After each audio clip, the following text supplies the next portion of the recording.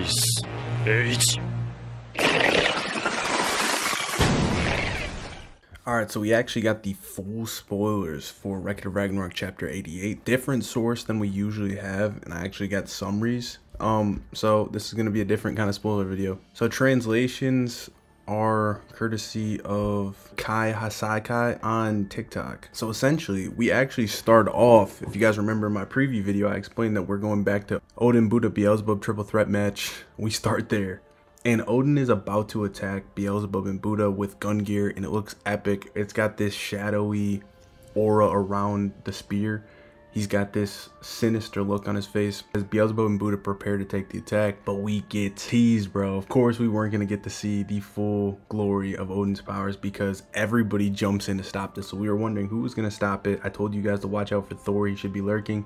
Thor, Adamas, and Kentoki are actually the ones who stopped this fight. They all show up at the same time. Kentoki had finished his mission with Siegfried, apparently. We don't get any more information on that this chapter, so hopefully 89 next month we'll find out what happened, what the results were of that mission, because Siegfried's not with him, so he didn't free him. So Adamas being there is a little interesting. He's got his mask on, but he might be loyal to Beelzebub at this point. But Thor stops it. He's the one that's in the middle of the fighting. The other guys were flanking. Kentoki had showed up behind Odin, and Adamas was behind Beelzebub. So Thor is actually pissed off here. He basically is saying that it's so disrespectful and tarnishes the pride of the noble warriors that fought in the previous rounds for there to be infighting here that would potentially skew the tournament, potentially ruin the tournament, because like characters like Odin still of course have to fight. He basically doesn't want anything to interrupt the sanctity of the tournament. He wants the tournament to go on as planned and out of respect for the fallen. So it goes to show how much, even though he had pretty much the easiest fight in the tournament, taking the least amount of damage, Lubu made him respect humanity, and all the subsequent fights he really respects humanity and gods alike that fought in the rounds. We got to Beelzebub, and when he was studying Satan, he had also found in the library a book about the primordial god Arche, and Odin was written next to it. So he pinpointed the connection there, but needed to confirm it through Ragnarok. So his suspicions were correct. That's kind of like the tie-in for their little interaction earlier in the story. So when Beelzebub says this, we see Odin with this crazed, maniacal laugh. And this man is truly the final boss, bro. You can't tell me otherwise, man. Look at this man with this laugh. He is full menace mode, and he says that his plan regarding Ragnarok was being put together ever since the beginning. So it confirms pretty much the evil Odin theory that I'm saying, that this was all part of his plan. Now we don't know the intricate details of it yet, but more theory videos are going to be coming because of this chapter when we get the full translations, all the details. So Odin and Thor leave, and then we actually see Buddha confront Beelzebub. Now this is super interesting. So Kentoki and Adamas are there, Kentoki behind his boy Buddha and Adamas behind Beelzebub, and Buddha presses Beelzebub about what he did to Zero.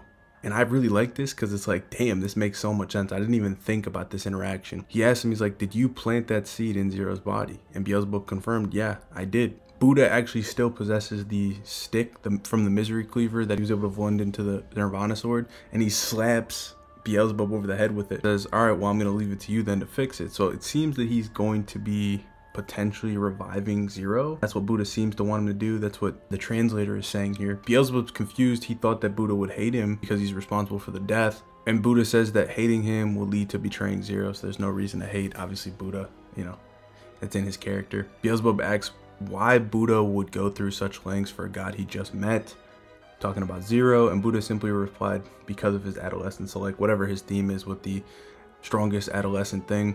So apparently Kentoki had told Odin in that interaction that he'd be the one to kill him personally. So I don't know if that's confirmed. This was part of a separate post. But if that's truly the dialogue there, that will be fucking insane. Maybe that's the matchup, Kentoki versus Odin. I wasn't expecting that, but if we get that, that'd be pretty cool. Definitely seems that he's going to play a part in this because he learned these secrets about Siegfried, supposedly.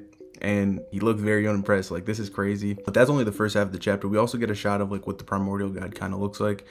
I don't know if they're all supposed to be primordials in this or just the one that's being dragged, but who knows? This shit looks crazy. So then we get to see like the 2nd Division commander of the Shinsengumi. He looks pretty cool.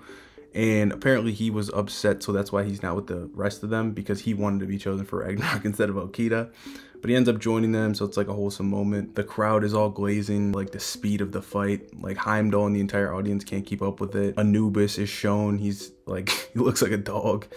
and he's basically full of regret for giving his spot to Susanoo. Says he smells the best scent of death and he's hyped. We see Jack the Ripper watching with his Valkyrie. We see Ares, Zeus, Hermes, the usual.